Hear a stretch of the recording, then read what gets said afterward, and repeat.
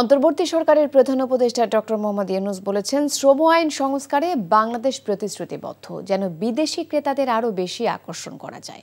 প্রধান উপদেষ্টার কার্যালয়ে মার্কিন শ্রম ব্রাঞ্চ প্রতিনিধি দল তার সঙ্গে সাক্ষাৎ করতে এলে একথা বলেন তিনি। প্রধান উপদেষ্টার প্রেস উইংয়ের পক্ষ থেকে জানানো হয়েছে, অধ্যাপক ইউনূস প্রতিনিধি দলকে জানিয়েছে শ্রম আইনকে বৈশ্বিক মানের সঙ্গে সামঞ্জস্যপূর্ণ করতে চায় অন্তর্বর্তী সরকার।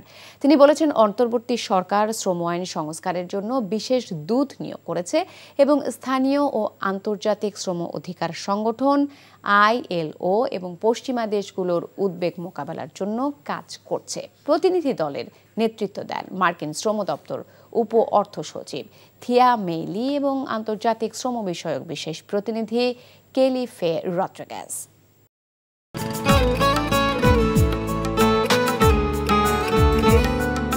আপনার নামটা? নীলা। রাহুল। ওকে, এই মেয়েটারে তোর ভাবি সবাই কেমন লাগবে?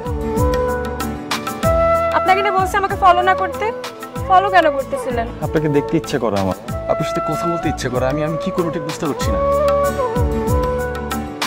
ওরে বাবা, ওই মেয়ে, অথচ তারে তুমি চিনো না? হ্যাঁ, কি মায়ায় তাকাও তুমি, একটু দেখে চোখের খেয়াল, তোমায় দেখার তৃষ্ণা ভীষণ। ভালোবাসায় বলছি দেনা পাওনা থাকে? অবশ্যই থাকে, ভালোবাসা সবকিছু থাকে।